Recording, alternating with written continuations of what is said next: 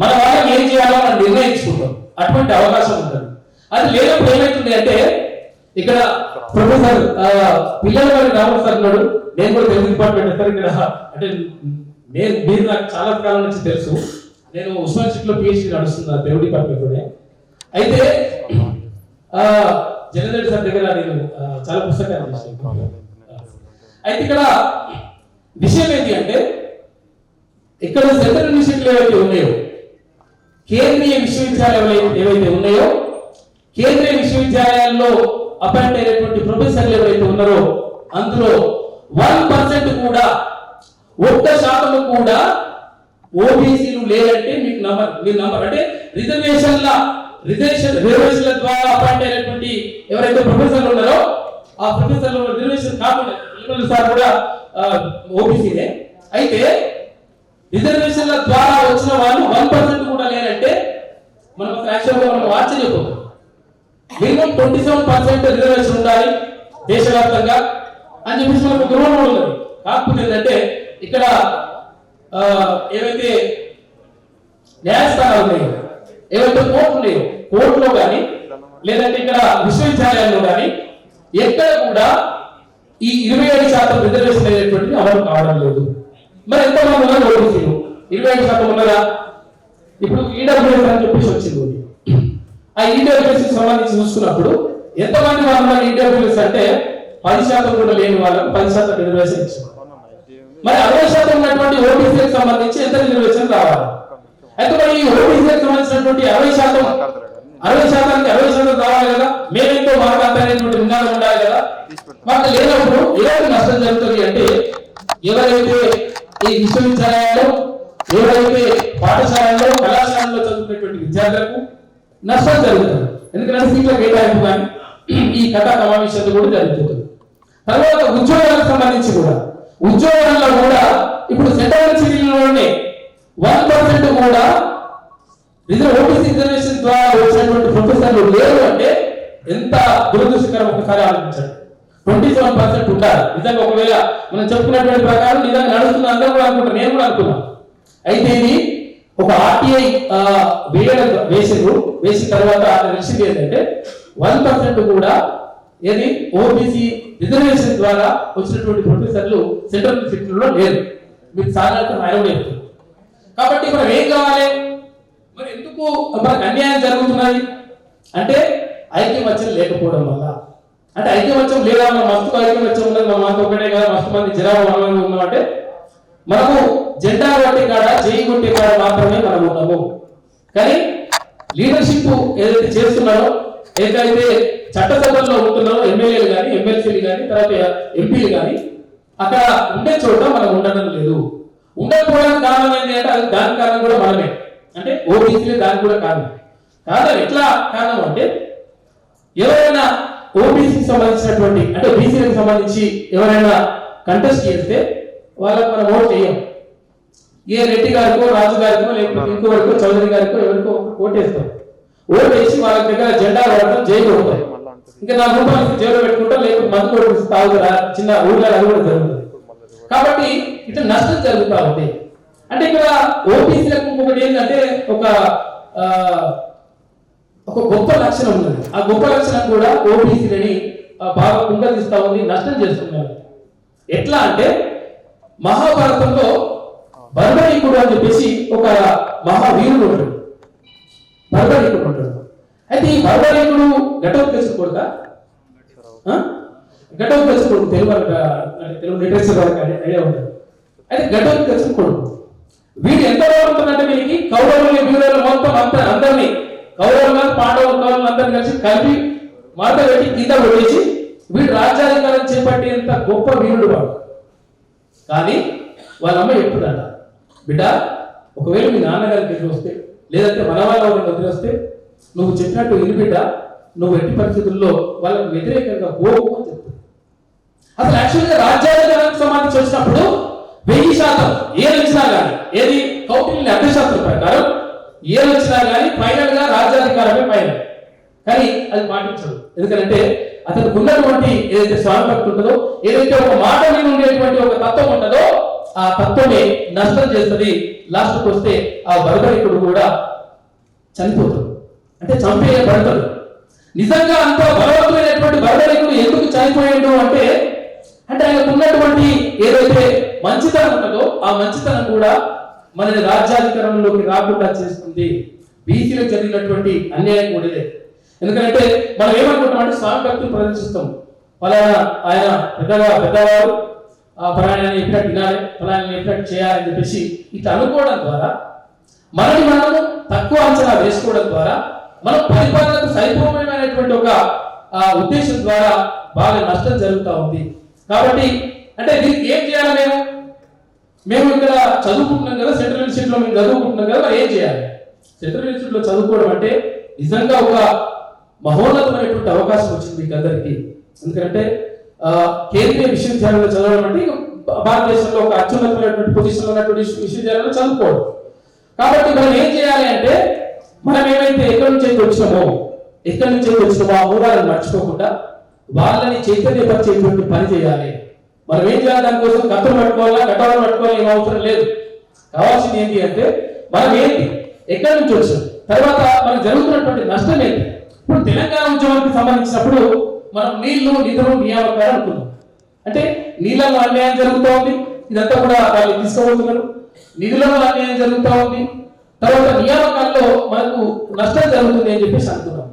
అట్లా ఒక కాన్సెప్ట్ అంటే ఓబీసీలకు సంబంధించి మరి అత్యధిక జనాభా ఉన్నటువంటి ఓబీసీలు ఎందుకు నష్టపోతున్నారు? నష్టపోవడానికి కారణం ఏంటి? ప్రధాన కారణం ఏంటి అంటే మనం ఓటు వేసుకోకపోవడం, మన గురించి మనం ఆలోచించుకోకపోవడం. ఎప్పుడైనా కానీ ఏదైతే సంక్షేమ ప్రభుత్వాలు ఉంటాయో అంటే ప్రజాస్వామ్యంలో ప్రభుత్వాలు ఏవైతే ఉంటాయో ఆ ప్రభుత్వాలు ఎప్పుడు కూడా ప్రజల మీద ప్రేమతో పనిచేయాలి. అంటే ఇది ఒక రకంగా ఇది కరెక్ట్ కాదు అనిపించచ్చు, కానీ ప్రజల మీద ప్రేమతో పనిచేయాలి. ప్రజల నుంచి తీవ్రమైనటువంటి ఒత్తిడి వచ్చినప్పుడు తప్పనిసరి పరిస్థితుల్లో ఆ పరిస్థితిని క్రియేట్ చేసినప్పుడు 1000% మన గురించి ఆ చట్టాలు చేసేటువంటి అవకాశం ఉంటుంది చట్టసభలో. కాబట్టి అటువంటి పరిస్థితిని క్రియేట్ చేయాలంటే ఏం చేయాలి? ఎవరైతే అట్టడుగు వర్గాలు ఉన్నారో, ఎవరైతే ఓబీసీలు ఉన్నారో వాళ్ళందరినీ చైతన్యపరిచేటువంటి పని చేయాలి. మరి ఆయన గౌడు, ఈయన యాదవ్, తర్వాత ఈయన పద్మశాలి, ఈయన మున్నూరు కాపు, ఈయన చాకలి, ఈయన మంగళి, ఇట్లా అనుకుంటే కాదు కదా.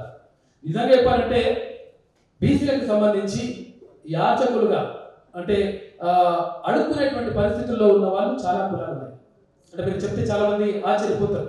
అంటే ఇప్పుడు బీసీ ఏకి సంబంధించి మనం ఒక్కసారి చూసుకుంటే అందులో చాకలి, మంగలి, తర్వాత పిచ్చుకకుట్ల, గంగెట్ల, తర్వాత గుడుపుకల, ఇట్లా చాలా రకాలైనటువంటి వారసత్వం ఈ కులాలన్నీ కూడా బీసీలో ఉన్నాయంటే మనం నమ్మం.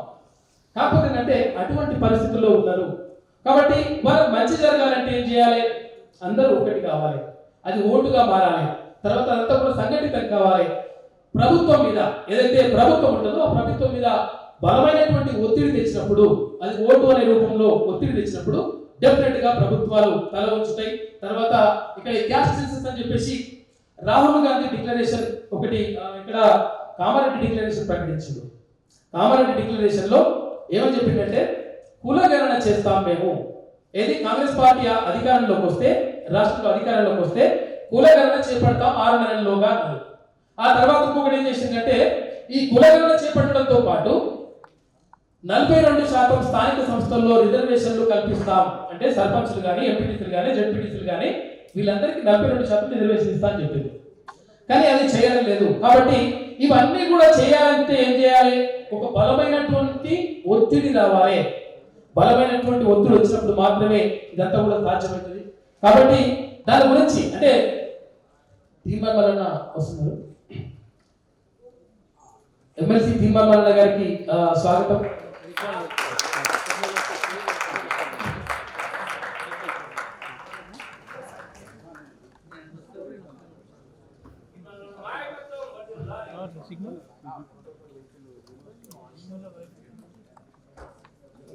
బలమైనటువంటి ఒత్తిడి రాకపోతే డెఫినెట్ గా ఇంకా నష్టపోతూనే ఉంటాం. కాబట్టి మనం తర్వాత మాట్లాడదాం.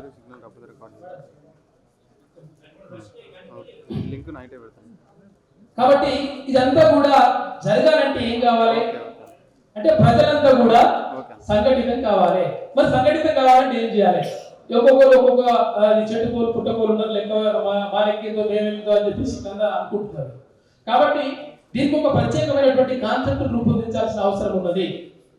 ఎట్లా రూపొందించాలి, ఏం కథ అంటే, ఇప్పుడు ఒక్కొక్కరు ఒక్కొక్కటి పేరు పెట్టుకుంటారు. ఒక ఆయన యాదవ్ పెట్టుకుంటాడు, ఒక ఆయన గౌడ పెట్టుకుంటాడు, ఒక ఆయన పటేల్ పెట్టుకుంటాడు, లేకపోతే ఇంకొక ఆయన నేత పెట్టుకుంటాడు.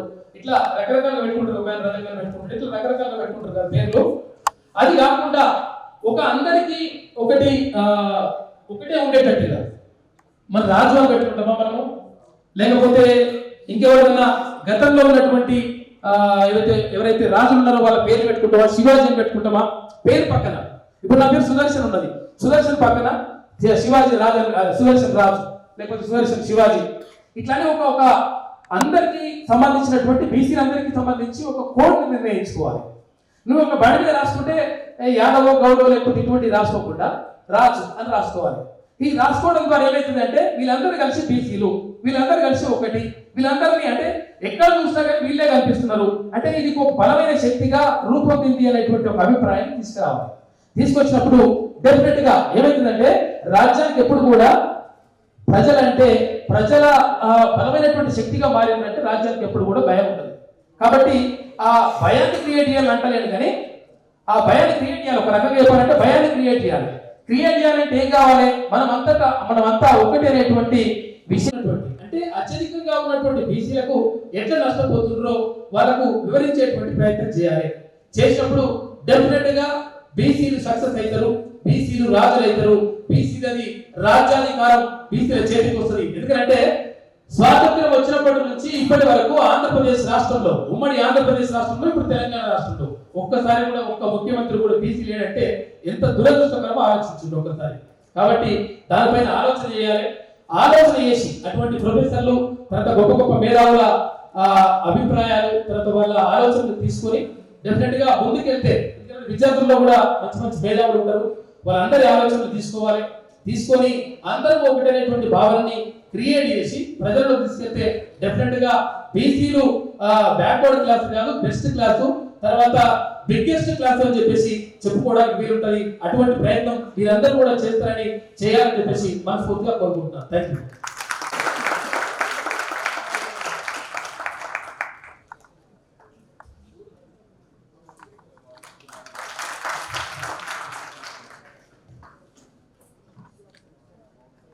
I invite Professor Pillar Mari Ramlu garu, Head of the Department,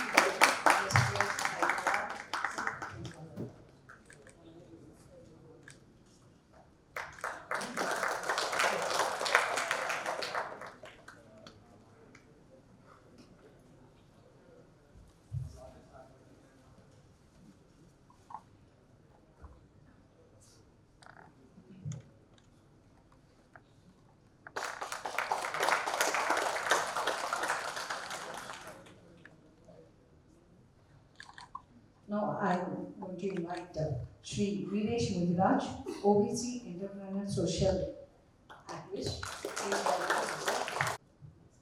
విద్యార్థులకు మరియు మన గౌరవ అతిథులకు మా all India OBC students association నుంచి ధన్యవాదాలు తెలుపుకుంటున్నాము. మీరు ఈరోజు ఈ కార్యక్రమంలో భాగం పంచుకొని మా విద్యార్థి లోకానికి ఓబీసీల పోరాటాల గురించి, ఓబీసీలు సాధించుకోవాల్సిన హక్కుల గురించి, అదేవిధంగా ఓబీసీలు అఖ్యతగా ఉంటే ఎన్ని విధాలుగా మన హక్కులని మనం కాపాడుకుంటామో తెలియజేయడం కోసం, మరియు మీ స్ఫూర్తి ద్వారా, మీ సందేశాల ద్వారా విద్యార్థులు వాళ్ళు ఎన్నో విషయాల గురించి తెలుసుకుంటారు అని చెప్పేసి మేము ఈరోజు ఈ కార్యక్రమాన్ని చేపట్టడం జరిగింది. మా విన్నపాన్ని మన్నించి వచ్చి విద్యార్థులకి మీ అమూల్యమైన అనుభవాల నుంచి ఎన్నో విషయాలను తెలియచేయడానికి మీరు ఈ కార్యక్రమానికి వచ్చినందుకు ముందుగా మేము మీకు ధన్యవాదాలు తెలియజేస్తున్నాము.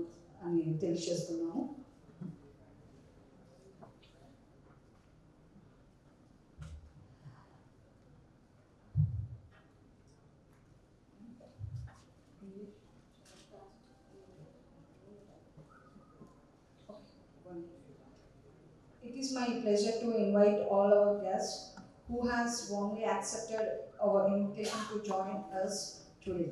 Please grace us with your insight words and enlighten us with your wisdom. Thank you very much to all the guests and guest speakers. Thank you very much. I am 5.5 feet, but he is at 5.5 feet. Bullet in this state, and he is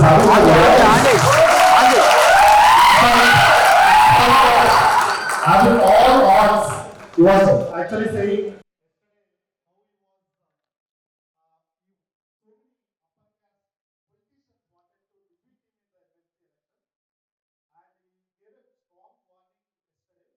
I don't know what kind of bullet he will be leaving today in this auditorium.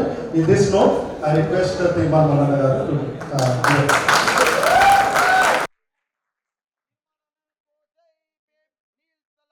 जिंदाबाद जय भीम नील सलाम जिंदाबाद निर्मल अन्न को जय भीम नील सलाम जिंदाबाद जय भीम नील सलाम जिंदाबाद థ్యాంక్ యూ జిందాబాద్.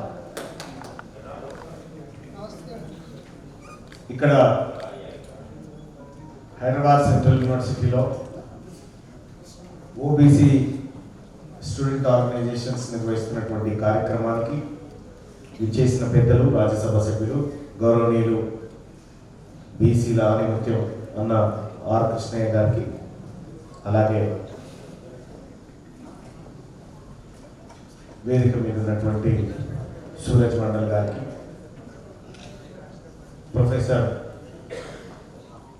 రామ్ గారికి, అలాగే బీసీల మరో young dynamic leader Kasani Veeresh గారికి, అలాగే ఇక్కడికి ఇచ్చేసినటువంటి మిత్రులకు, ఓబీసీ స్టూడెంట్స్కి అందరికీ పేరు పేరున ధన్యవాదాలు తెలియజేస్తాము.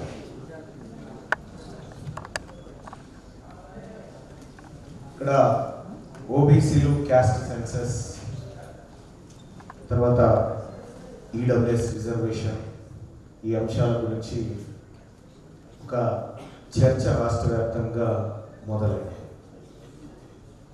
అయితే చాలాసార్లు కూడా అసలు నేను నిన్న మొన్న ఒక విషయం మాట్లాడుతూ ఉంటే ఒక ఆయన ఒక ఓసీ, ఇక్కడ ఉన్నటువంటి అప్పర్ క్యాస్ట్కి సంబంధించిన ఒక పర్సన్ నాతోని వాగ్వాదానికి దిగింది ఫోన్లో. ఏమని? ఈడబ్ల్యూఎస్ రిజర్వేషన్ ఇస్తే నీకు బాధ ఏంటి అనేది ఆయన వాదన. నేనేం చెప్పిన అంటే, ఇక్కడ తెలంగాణలో ఉన్నటువంటి ఒక రెండోల పిల్లవాడు ఈడబ్ల్యూఎస్ రిజర్వేషన్ ఇంత ఇస్తే మీకు వచ్చిన బాధ ఏంటి, మీరు గుర్తుగా తింటున్నామా అనేటువంటి మాట్లాడుతున్నారు. నేనేం చెప్పినంటే, కర్ణాటకలో ఉన్నటువంటి రెడ్డి గారిని అక్కడ ఓబీసీల జాబితాలో ఉన్నాడు, ఆయనతోని మాట అనిపించి చూడు. ఆయన అక్కడ ఉన్నటువంటి రెడ్డి గారి బిడ్డ, ఆయనకు న్యాయం జరగాలని ఇక్కడ ఉన్నటువంటి మనం కొట్లాడతాం. ఇక్కడ ఎస్టీ సోదరులు కూడా దీన్ని అపోజిట్ చేయడం లేదు. ఎందుకంటే లంబాడా సోదరులు ఉన్నారు, 1-2 రాష్ట్రాల్లో మాత్రమే ఎస్టీ వాళ్ళు. కృష్ణాడ కరెక్టే కదా, మిగతా రాష్ట్రాల్లో బీసీ. కాబట్టి ఇక్కడ ఉన్నటువంటి లంబాడా బిడ్డలు కూడా దీన్ని మద్దతు చేయాల్సిందే. చాలా చోట్ల ఇక్కడ ఎస్సీలుగా ఉన్నటువంటి కొంతమంది వాళ్ళు ఇతర రాష్ట్రాల్లో బీసీలుగా ఉన్నారు. కాబట్టి ఇది ఒక బీసీల సమస్య మాత్రమే కాదు, ఇది ఈ దేశంలో ఉన్నటువంటి ప్రజలందరి సమస్య. ఈ ఓబీసీ రిజర్వేషన్ అనేది, అలాగే క్యాస్ట్ సెన్సస్ అనేది. ఇంకా యూనివర్సిటీల గురించి మీ అందరికీ తెలుసు. వరల్డ్ టాప్ 300 యూనివర్సిటీలో ఒక్క ఇండియా యూనివర్సిటీ కూడా లేదు. ఇండియాలోని ఏ ఒక్క యూనివర్సిటీ కూడా టాప్ 300 యూనివర్సిటీలో చోటు లేదు. మన ఇన్స్టిట్యూషన్ల గురించి మాట్లాడుకుంటే విద్యా వ్యవస్థను చిన్నాభిన్నం చేస్తే మెజారిటీ ప్రజల నుంచి కోరికలు తగ్గిపోతాయి, వాళ్ళు అన్ని రకాలుగా దూరం పెట్టవచ్చు అనేటువంటి ఒక ఇంటెన్షన్ పాలక వర్గాలకు ఆ రోజుల్లో ఉన్నాయి. 1969లో తెలంగాణ మూవ్మెంట్ జరిగింది. తెలంగాణ మూవ్మెంట్ జరిగిన తర్వాత ఉస్మానియా యూనివర్సిటీ విద్యార్థి లోకం అంతా రోడ్డు మీదకి ఎక్కి బగ్గున మండింది, మా రాష్ట్రం మాకు కావాలని చెప్పి కొట్లాడింది. కానీ అప్పుడు ఉన్నటువంటి పాలకులు ఏం చేశారు తెలుసా? తెలంగాణ రాష్ట్రం వేరే, ఈ పిల్లలు ఖాళీగా ఉంటే ఆలోచిస్తా ఉన్నారు, ఈ పిల్లలు ఖాళీగా ఉంటే మా హక్కులు ఏమని చెప్పి ఆలోచిస్తా ఉన్నారు అని చెప్పి ఏం చేశారంటే ఆ ఉస్మానియా యూనివర్సిటీ పక్కపొంటి సంధ్యా థియేటర్ అని ఒకటి కట్టింది. సంఘం అని ఒక థియేటర్ ఉంది, సంఘం థియేటరు, సంధ్య, ఆరాధన, ఈ థియేటర్లన్నీ ఎందుకు వచ్చిన ఎరికేనా? ఈ పిల్లలు ఉద్యమాలు చేయకుండా దాని మీద కాలక్షేపం చేయడం కోసం పెట్టినటువంటి ఒక బలమైన మోసాలు. ఇప్పుడు ఏదైనా కొత్త సినిమా రిలీజ్ అయితే ఉస్మానియా క్యాంపస్ అంతా అలానే ఉంటుండే. అంటే వాళ్ళ పాలనను సుస్థిరం చేసుకోవడానికి, మన నుంచి ఎలాంటి థ్రెట్ లేకుండా ఉండడానికి ఆ వర్గాలు ఏ రకమైనటువంటి ఆలోచన చేసినాయో చూడు. ఇక ఆ తర్వాత ప్రజల్లో ఆలోచించడం మొదలైంది. కమ్యూనికేషన్ వ్యవస్థ ప్రతి ఒక్క చేతుల్లోకి మొబైల్ అన్ని వచ్చిన తర్వాత వాళ్ళు ఆడినటువంటి ఇంకొక డ్రామా చూడు. చంద్రబాబు నాయుడు గారు ముఖ్యమంత్రిగా ఉన్నప్పుడు తన సామాజిక వర్గానికి సంబంధించిన వ్యక్తులను విలువైనటువంటి భూముల చుట్టూ తిప్పాడు. విలువైన భూముల చుట్టూ ఆ సామాజిక వర్గాన్ని తిప్పాడు.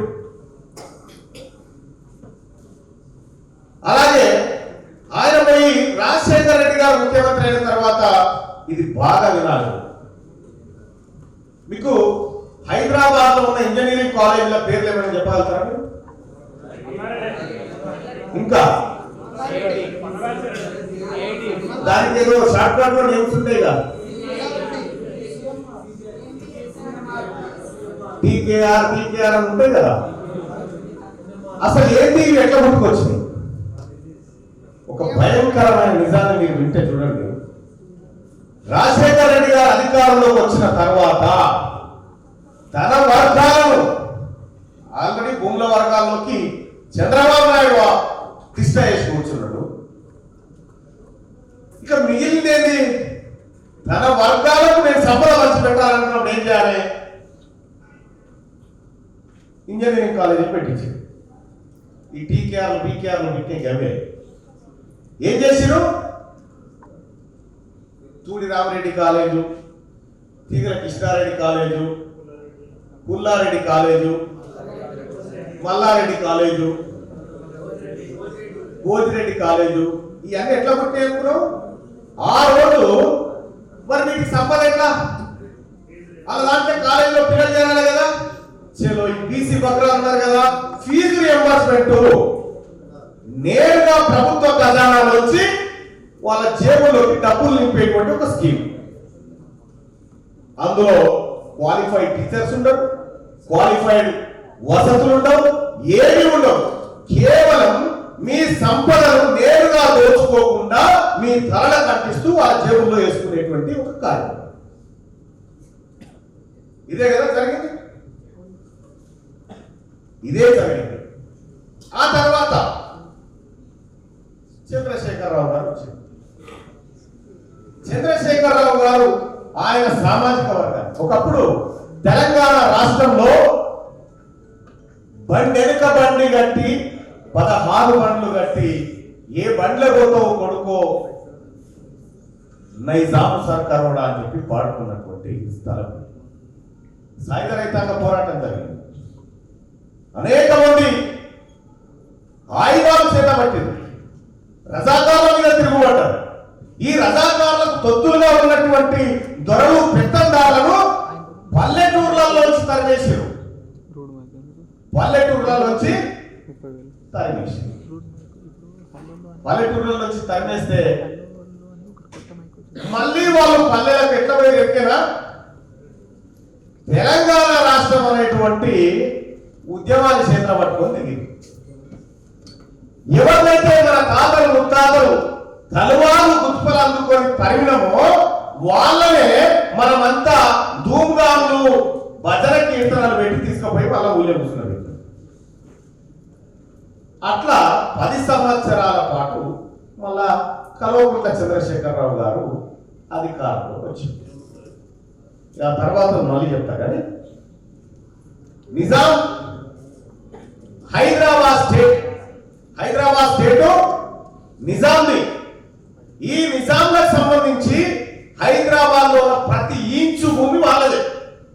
ఎప్పుడో స్వాతంత్రంలో భారతదేశంలో హైదరాబాద్ విలీనం కాకముందు అప్పుడు రైతులకు శిస్తులకు ఇచ్చేది భూమి దున్నుకొని బతికి పన్నులు కట్టేటువంటి వ్యవస్థ ఉండేది. హైదరాబాద్ లో విలీనమైన తర్వాత ఇంత పెద్ద హైదరాబాదు సంస్థానంలో ఉన్న భూమి అంతా ఎవరి చేతిలోకి పోయింది? ఎవరైతే ఆయన వాళ్ళ కింద పన్నులు వసూలు చేసి శిస్తులు వసూలు చేసి కాయిదాలు రాసిందో నిజాం బోగానే అంత వాళ్ళ పేరు మీద రాసుకున్నారు. నిజాం బోగానే అంత వాళ్ళ పేరు మీద రాసుకున్నారు. ఈ దోపిడీని భరించలేక తెలంగాణలో రైతాంగ పోరాటం పుట్టి దున్నెటోనికే భూమి అనేటువంటి నినాదాలు పెట్టి పుట్టిన తర్వాత మెల్లగా ఆ భూములను వదిలేసి దొరలు భూస్వాములు పెత్తందారులంతా హైదరాబాద్ వచ్చి పడి రియల్ ఎస్టేట్ దందా స్టార్ట్ చేసింది. స్టార్ట్ చేస్తే ఆ ఊర్లో ఉన్నటువంటి భూమి నక్సలైట్లు చేసిన మోసం ఒకటి ఉంది.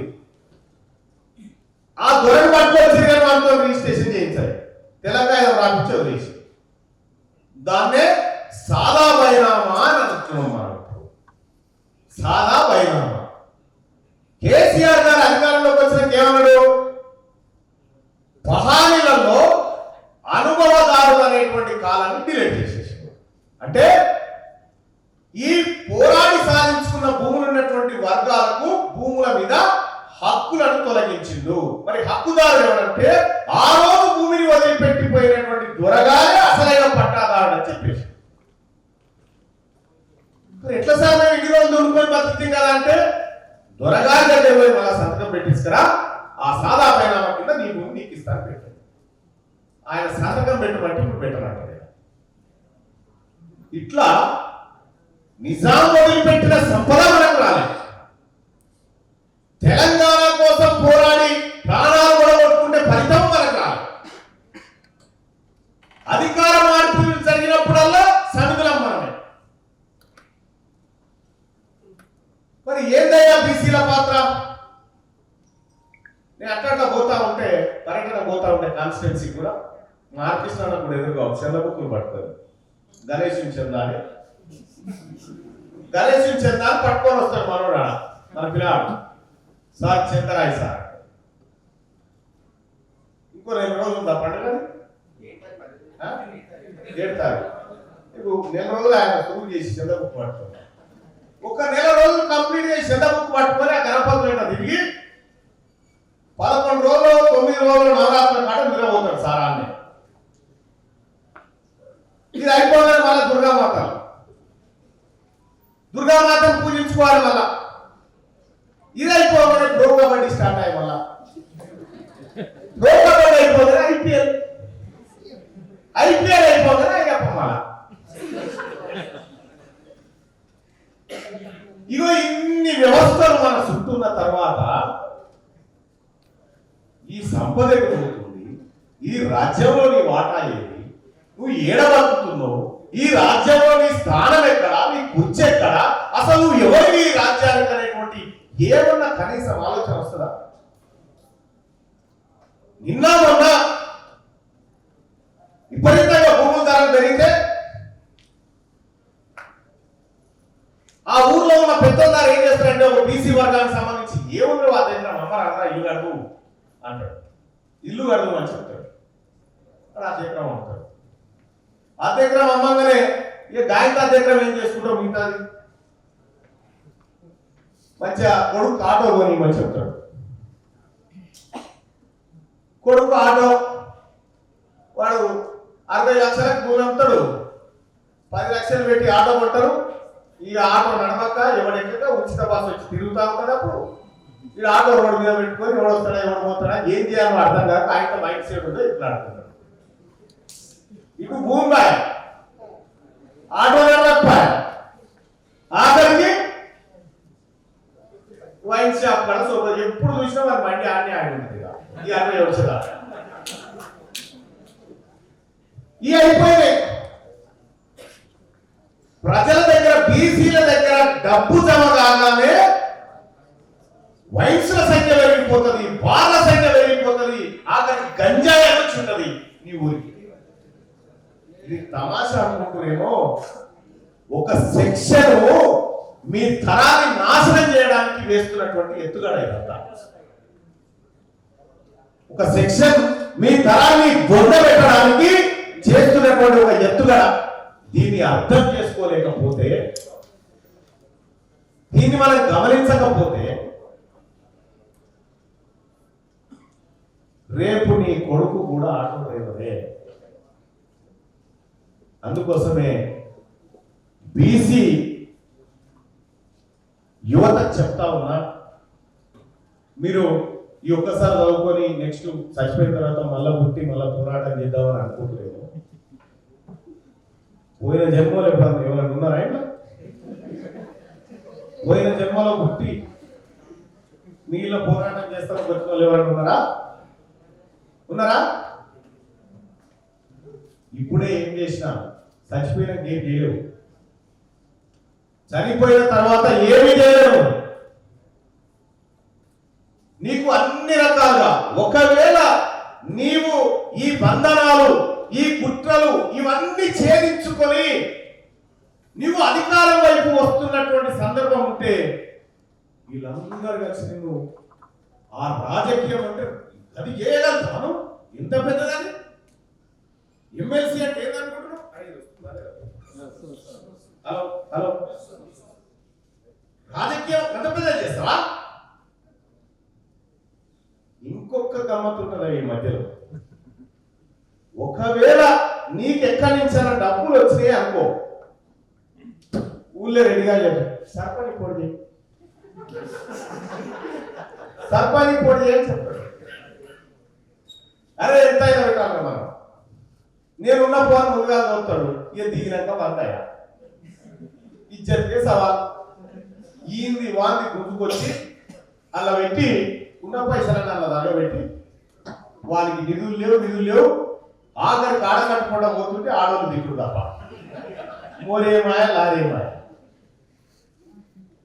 ఇంకా ఎక్కువ పైసలు ఉన్నాయనుకో ఎంపీపీని చేసుకున్నాను నేను అని చెప్తాను. ఈ ఎంపీటీసీలు ఈ జెడ్పీటీసీలు ఈ ఎంపీపీలు ఈ కౌన్సిలర్లు, ఈ ఒక కౌన్సిలర్ కావాలంటే 3 కోట్లు 5 కోట్లు కావాలంట. సర్పంచ్ కావాలంటే మా ఊరికి 2 కోట్ల రూపాయలు కావాలి. ఎందుకు ఇదంతా?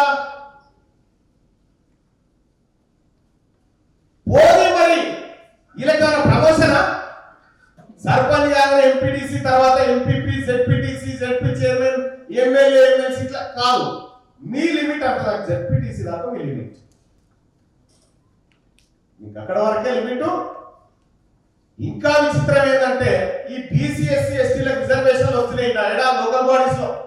లోకల్ బాడీస్ లో రిజర్వేషన్ వచ్చి వీళ్ళు ఎంపీటీసీ సర్పంచ్ కాదంటే ఎంపీటీసీ జెడ్పీటీసీ కౌన్సిలర్ గెలవగానే స్థానిక సంస్థల ఎమ్మెల్సీ అని ఒకటి ఉంటుంది, లోకల్ బాడీస్ ఎమ్మెల్సీ అని ఉంటుంది.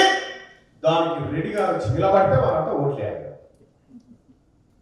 కనీసం నువ్వు ఆ పోస్ట్ కూడా వదలేవు.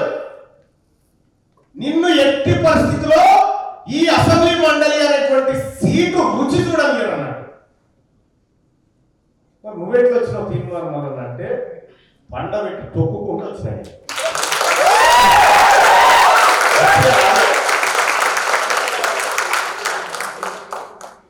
వట్టిగా రాలేదు. ఈయన ఆగిపోతాం అసలేదా. విషయం ఏంటంటే నేను మొన్న మండలిలో మాట్లాడినా, కొంతమంది ఎవరైనా చూసుండొచ్చు. తెలంగాణ రాష్ట్రంలో ప్రాజెక్టులు కడతా ఉన్నారు.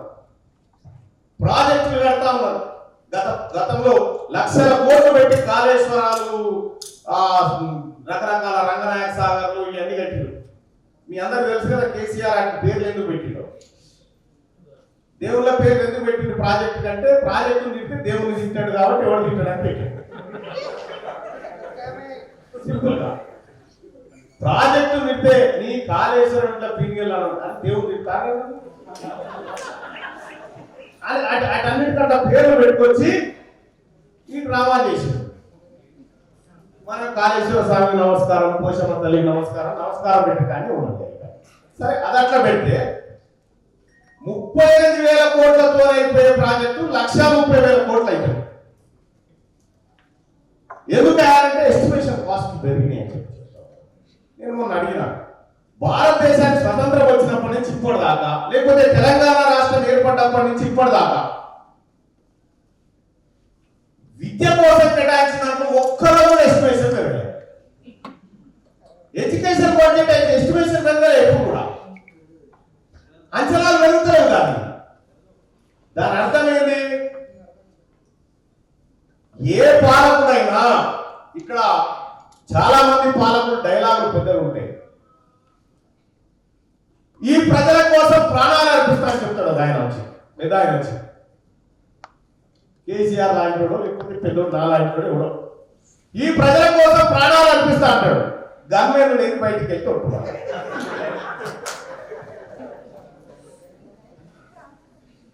గవర్నమెంట్ లేకుండా బయటికి వెళ్ళరు, సెక్యూరిటీ లేకుంటే వెళ్ళరు. ఈ ప్రజల కోసం సాగు నోట్లే తలకాయన పెడతాను. చాలాసార్లు నేను కూడా చెప్పిన, ఈ సెంట్రల్ యూనివర్సిటీయే కాదు, ఉస్మానియా యూనివర్సిటీ, కార్తీ యూనివర్సిటీ, అన్ని యూనివర్సిటీల్లో విద్యార్థులు విరోచితమైన పోరాటం చేస్తే తెలంగాణ రాష్ట్రం వచ్చింది. ప్రజలంతా కొట్లాడితే వచ్చింది. కానీ కేసీఆర్ గారు పదే చెప్తారు, సాగు నోట్లే తలకాయ పెట్టారు. 1,200 మంది విద్యార్థులు సాగు నోట్లో తలకాయ పెట్టి అటే పోయింది. ఈయన ఒక్కడే వాపసు వచ్చాడు. ఎట్లా ఇదంతా మనల్ని చీట్ చేసే కార్యక్రమాలు. నువ్వు నమ్ముతున్నావు కాబట్టి చెప్తున్నావు, నువ్వు నమ్మడం స్టార్ట్ చేసినావు కాబట్టి నీకు అబద్ధాలు చెప్పాడు. మరి ఏది మళ్ళీ నా చెప్పినవి అయిపోయింది.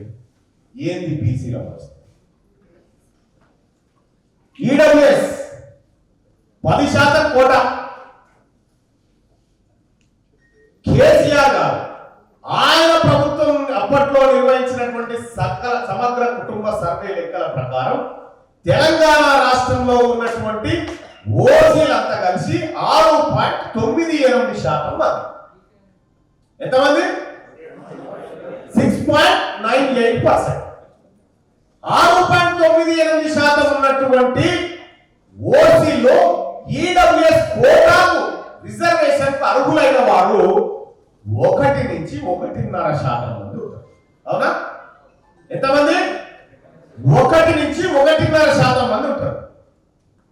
మరి ఇక్కడ మన సోదరులు ఎస్టీలకు ఎంత జనాభా ఉంటే అంత రిజర్వేషన్. ఓసీ మిత్రులకు, ఎస్సీ మిత్రులకు, మన సోదరులకు ఎంత ఉంటే జనాభా అంత రిజర్వేషన్. ఎస్, వాళ్ళకి దక్కాల్సిందే. ఎందుకు దక్కాలంటే ఆ జాతులు తరతరాలుగా అణచివేతకు గురైన మాట వాస్తవం కాబట్టి వాళ్ళకు జనాభా ఎంత ఉందో అంత దక్కాలి. భారత రాజ్యాంగం కూడా చెప్తుంది. ఎస్సీ, ఎస్టీ, బీసీ, ఓసీ, మైనార్టీలు మళ్ళీ చెప్తాను, లేకపోతే మన జ్ఞానం ఉంది కదా. మరి మీకు ఎంత జనాభా ఉంటే అంత ఈ బిడ్డలకు దొరికినప్పుడు కనీసం మన మాదిగోళ్ళ బిడ్డ, మన లంబాడోళ్ళ బిడ్డ, మన ఆదివాసి బిడ్డకు జరుగుతున్న న్యాయం ప్రకారమైన ఎంతమంది ఓసీలు ఉంటే గంతలని ఇవ్వాలి కదా. 1.5% మాత్రమే ఎలిజిబిలిటీ ఉన్నటువంటి ఓసీలకు 10% రిజర్వేషన్ అన్నమాట. ఎట్లా అమలు చేస్తారు? బీసీలకు సంబంధించి రిజర్వేషన్ ఇంప్లిమెంట్ విషయంలో నేను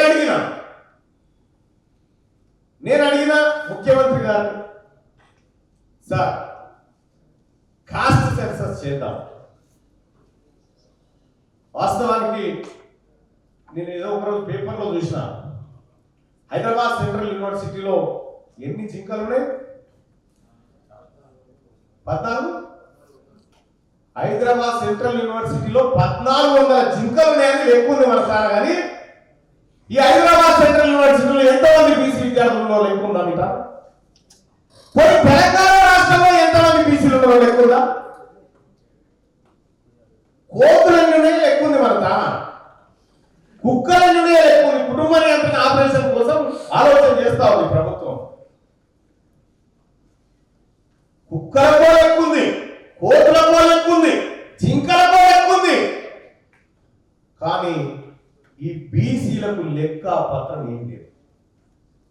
నీవెప్పుడైతే నీ లెక్క ఇంత అని చెప్పినవి అనుకో, ఏమైతే కాస్ట్ సెన్సస్ జరిగిన తర్వాత 20 లక్షల పైచిలకు మంది ముదిరాజులు ఉన్న తర్వాత 1% లేని నువ్వెట్లయితే ఎమ్మెల్యే అడుగుతారా లేదా మా వీరేశన్న? ఉంటుందా? తప్పక్కున కూలిపోతుందా రాజ్యం ఇది చేస్తే? పోనీ జేవియర్ అంటే వాళ్ళ చేతులకు లేదు. రాహుల్ గాంధీ గారే నిర్ణయం తీసుకుండు, ఏమని కాస్ట్ సెన్సస్ చేయాల్సిందే, చేసి తీరుతామని చెప్పి నిర్ణయం తీసుకున్నారు. అందుకే నేను ఆ పార్టీకి సంబంధించినటువంటి నాయకుని కాబట్టి, రాహుల్ గాంధీ గారు చెప్తే మాకు శిలాశాసనం కాబట్టి, రాహుల్ గాంధీ గారి మాటను నెగ్గించాలి కాబట్టి, ఆయన తలదించుకునే కార్యక్రమం చేయదు కాబట్టి కాస్ట్ సెన్సస్ బరాబర్ చేయాలి. కామారెడ్డి డిక్లరేషన్ ప్రకారం 42% రిజర్వేషన్ ఈ బీసీలకు అమలు చేయాలి ఇక్కడ అనేది మా పార్టీ విధానంతో పోతా ఉన్నా. మా పార్టీకి వ్యతిరేకంగా ఎవరైనా పనిచేసి బీసీల కులకరణ చేయకుండా 42% ఇయ్యద్దు అనేటువంటి వాళ్ళని పాత్ర పెట్టడానికి కూడా మేము సిద్ధంగా. కాబట్టి ఇప్పుడు ఓబీసీ ఈ ఈడబ్ల్యూఎస్ రిజర్వేషన్ లో I thought you are upcoming unemploys. Okay,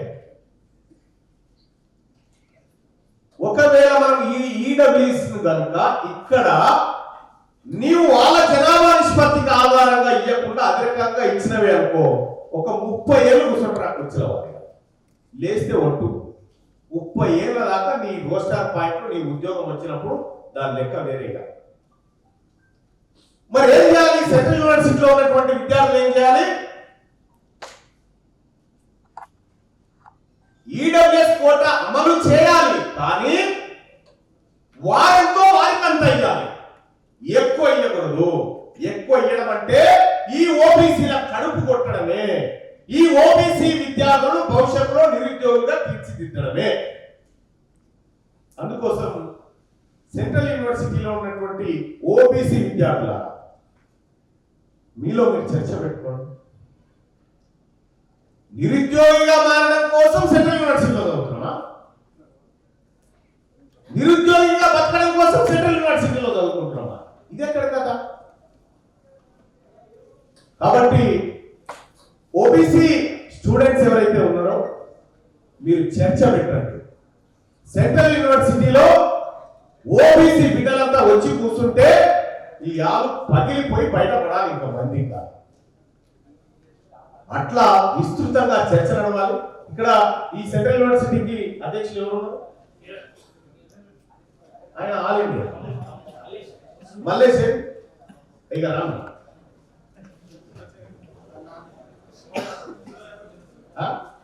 Shiva Yadav. AD Shiva Yadav?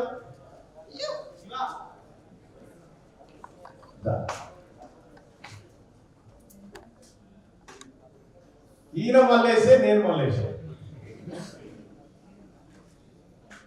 ఈ మూమెంట్ ని, ఈ ఓబీసీ రిజర్వేషన్ ని పెంచే మూమెంట్ ని, అన్యాయంగా రిజర్వేషన్లు ఎత్తుకోబోతున్నటువంటి అంశాన్ని మల్లేష్ నీ భుజాల మీద వేసుకోవాలి సెంట్రల్ యూనివర్సిటీకి సంబంధించి.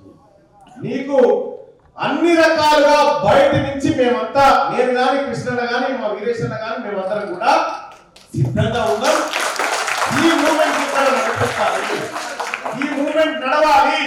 ఈ బిడ్డలకు ఉద్యోగాలు రావాలంటే, ఈ మన భవిష్యత్ తరాలు కనీసం ఉద్యోగం చేయాలంటే ఎంత సిగ్గు చేయడం.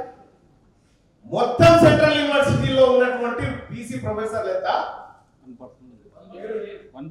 1% లేదు. ఇప్పుడు పెరగవచ్చు, ఇప్పుడు పెరగవచ్చు. 4%. ఈ 4% దేనికి సంకేతంగా కనిపిస్తుంది మీకు ఒకసారి ఆలోచించండి. చాలా ఓపెన్ గా మాట్లాడుకుంటే మనదంతా సప్పట్లు కొట్టి హ్యాపీగా పోయి అమ్మాయి శనిపోయింది అని పడుకునే బ్యాచ్. కానీ ఒకటి గుర్తు పెట్టుకోరి, చరిత్ర మిమ్మల్ని హీనులుగా చూస్తుంది. నీవు నీ జాతుల కోసం పనిచేసినప్పుడే, నీవు నీ వర్గాల కోసం ఇంత అత్యున్నత విద్యా వ్యవస్థలో ఉండి ఒక్క నిమిషం కూడా ఆలోచించకపోతే నీవు ఏమి చేయవు. ఒక తీన్మార్ మల్లన్న నేను మాట్లాడుతూ ఏ క్యారేమై 1% ఉన్న వాళ్ళకు ఎలిజిబిలిటీ ఉన్న వాళ్ళకు 10% రిజర్వేషన్ ఎట్లిస్తారంటే వెంటనే ఒక ఆయన మెసేజ్ పెట్టాడు, మల్లన్న నేను చంపి పారేస్తాను. ఒక ఆయన ఎవరు నా వల్ల, నా వ్యాఖ్యల వల్ల ప్రమాదం పొంచి ఉందనేటువంటి వర్గం నుంచి ఒక ఆయన పెట్టాడు. నువ్వేం చేయాలి?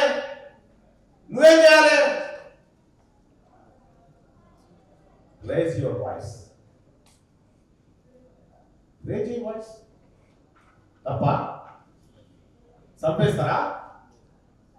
నువ్వు ఆఖరి పోవాల్సిన సాగుకాడికే, ఇది చేయకపోయినా ఆడికే, చేసిన ఆడికే. కానీ నువ్వు చేసిపోతే చరిత్రలో ఉంటావు, చేయకపోతే మోరీలో ఉంటావు.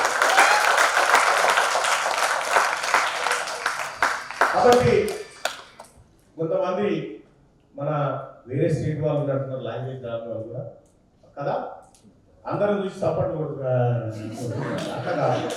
వాళ్ళకు కూడా చెప్పండి, మనం ఏం చెప్తున్నాం అనేది కూడా వాళ్ళకి చెప్పండి.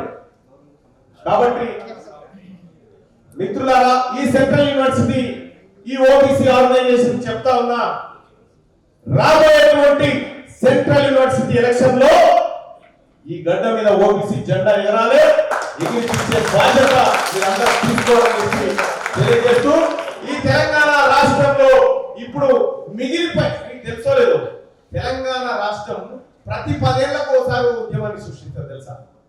ప్రతి 10 ఏళ్లకు ఉద్యమం. మిగిలిన ఉద్యమం బీసీ ఓబీసీ ఉద్యమం మాత్రమే. మొత్తం అంటే భారతదేశంలో బీసీ ముఖ్యమంత్రి కానీ ఏకైక రాష్ట్రం మనది. ఆ 11 మనల్ని సోపుతుంది.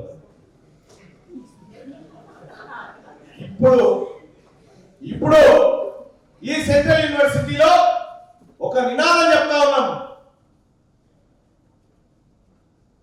ఆ నినాదాన్ని రాజకీయంగా ముందుకు తీసుకుపోయినప్పుడు అబ్ కీ బార్ బీసీ సర్కార్ తెలంగాణలో,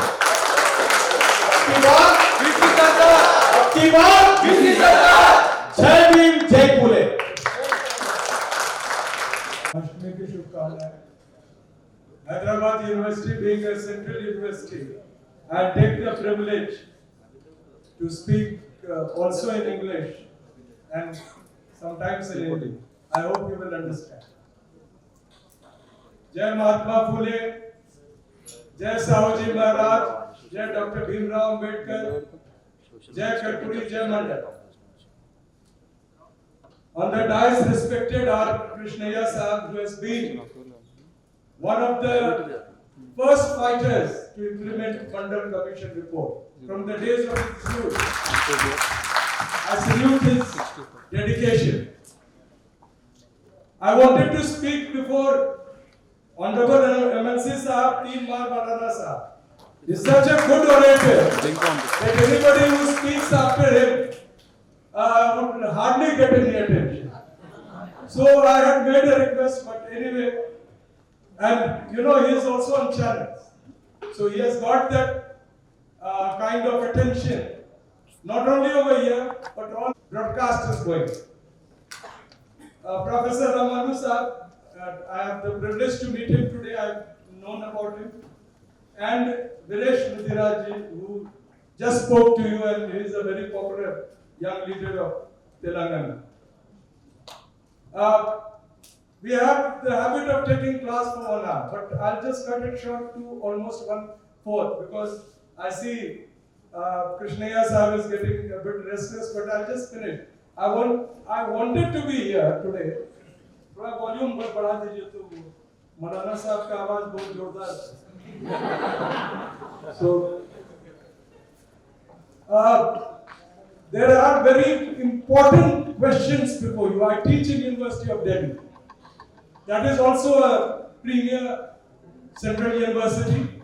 The questions what are before the students, the faculty, and the Karamcharis of Delhi University are also relevant for Hyderabad Central University. I remember today Rohit Vemula, I salute him.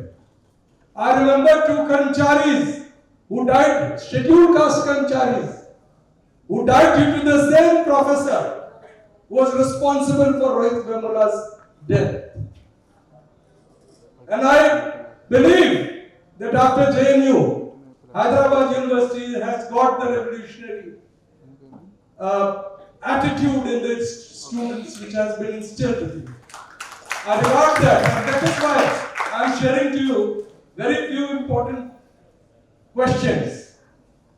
You must have heard in the newspapers, property of JNU is being sold.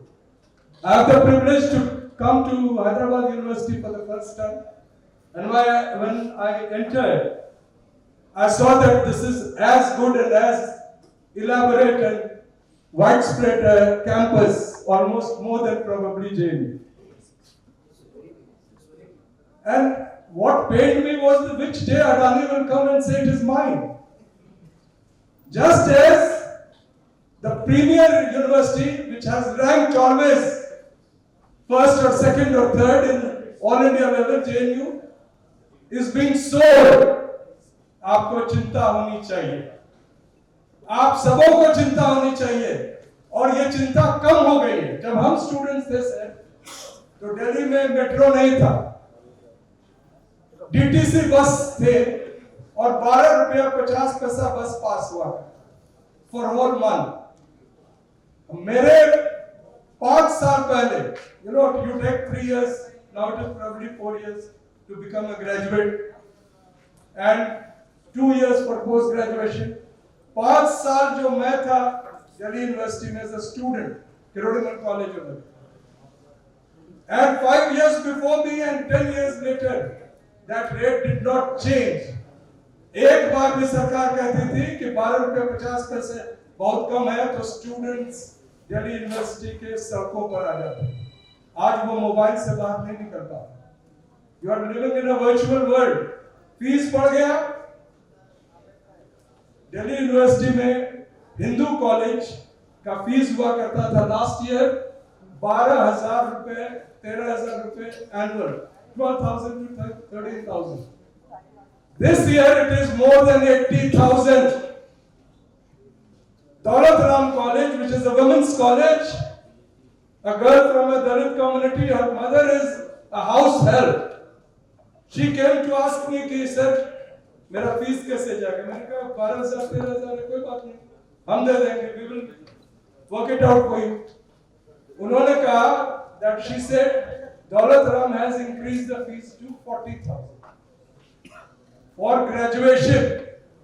और graduation के बाद आपको क्या मिलेगा? अगर पकौड़ा तलने के लिए तेल भी चाहिए तो वो भी ये सरकार देंगे. तो बड़े प्रश्न हैं. आज मंडल कमीशन को लेकर था, किरण जी ने इनवाइट किया. I'm thankful to his team, entire team over here. I just want to give you 2-3 important incidents of DP Mandal's life, since I am from his family and I know the kind of, he was not just an average kind of person. BP Mandal belonged to a very rich zamindar family. But when he was a student in a school, Raj Darbhanga High School, he was asked to sit a bit different, and all the students over there, none of them had economic power or economically better off than BP Mandal. So, arrangements were made for him to stay outside the hostel. There was a cook, there were 2 servants, but it was not due to his economic status he stayed outside.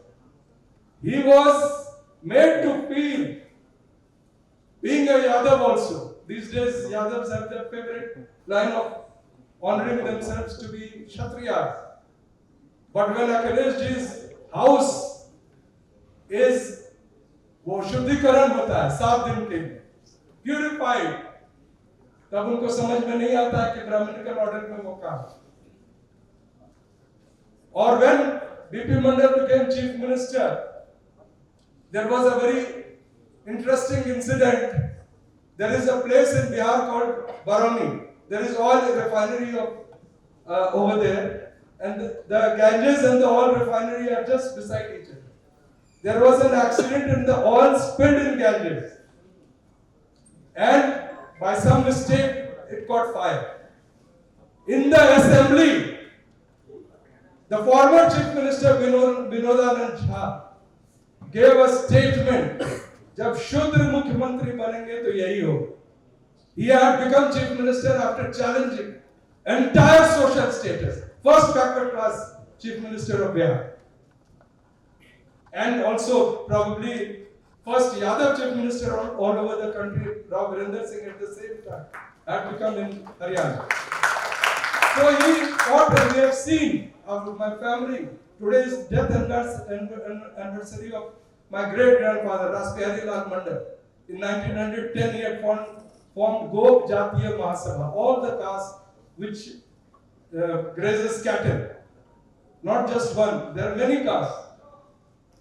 In 1910, and he made them wear janau. After that, when they went to Darbhanga, which was a Brahminical district and a kingdom, a small kingdom at that time, they were taken, and those persons who were wearing janaus, उनके पीठ पर लोहे के सलाखों से दाग दिए. So all these things happened before us. We have seen that. Do you want it to happen again? You have got under constitution right. अभी सर बोल रहे थे राहुल जी के बारे में. I was also part of the team giving him inputs on social justice. But will justice come like that? There has been huge scam in need. Honorable Krishnaiya ji is member of parliament. The parliament discussed it. क्या हुआ? सिर्फ SC, ST, OBC और minority के बच्चे नहीं थे. पैसे पर नीट के सारे पेपर्स लीक हो गए. And the admissions to your exams, I think even in Hyderabad, is held by CUET. And who holds that exam? Same NTA, National Testing Agency, whose chairman was once the main person in Vyapan scam in Madhya Pradesh. Vyapam घोटाला का सबसे अहम व्यक्ति. क्या उसको arrest किया? ETCD कहाँ चली गई? हाँ, तो RSS ही दिल्ली यूनिवर्सिटी के अपॉइंटमेंट्स में ऐसे लोगों को लाने के लिए जिम्मेदार है जो गाय गोबर और गौमूत्र के अलावा कुछ नहीं जानते. They are there in teaching in the If just a small, sir, if you are in the backward classes committee, sir, if you ask them to hold an inquiry into EWS certificate, 90% of those certificates are fake. All the EWS certificates.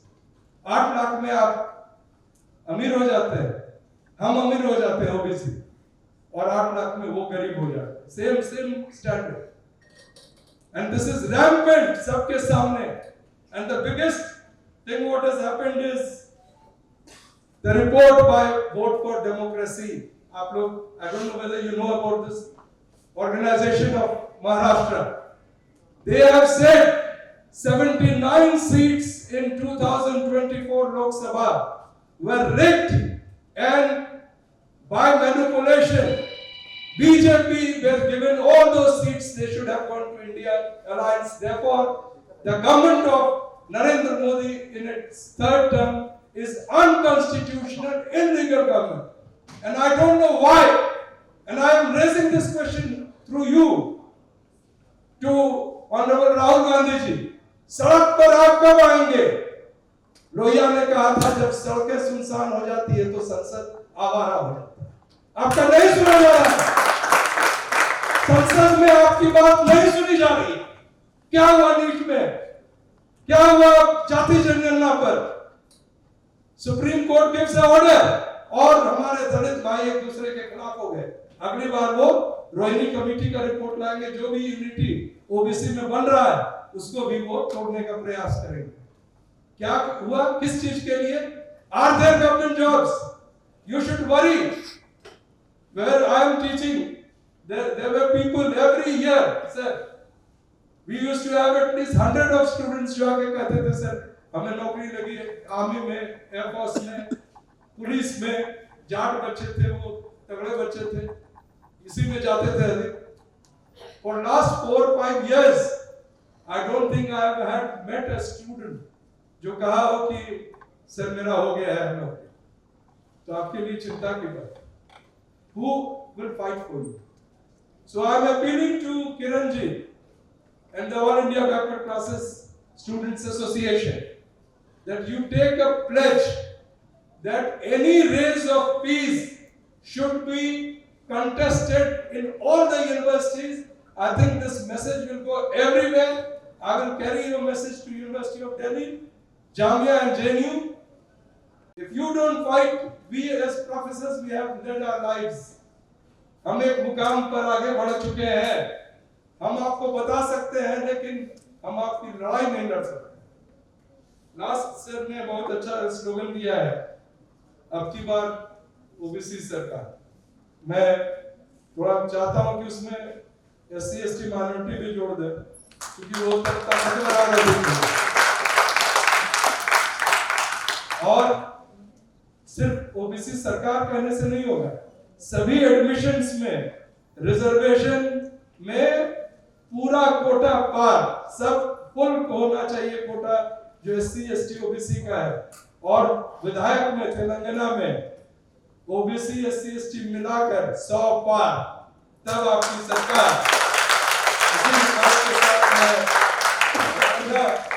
वो बात करता हूँ जो sir ने कहा कि पहले तो बर्मा लिंगन तेलंगाना हो गया था, बर्मा लिंगन, और अब हो गया रेड्डी लिंगन, ओनली रेड्डी इज एवरीवेयर।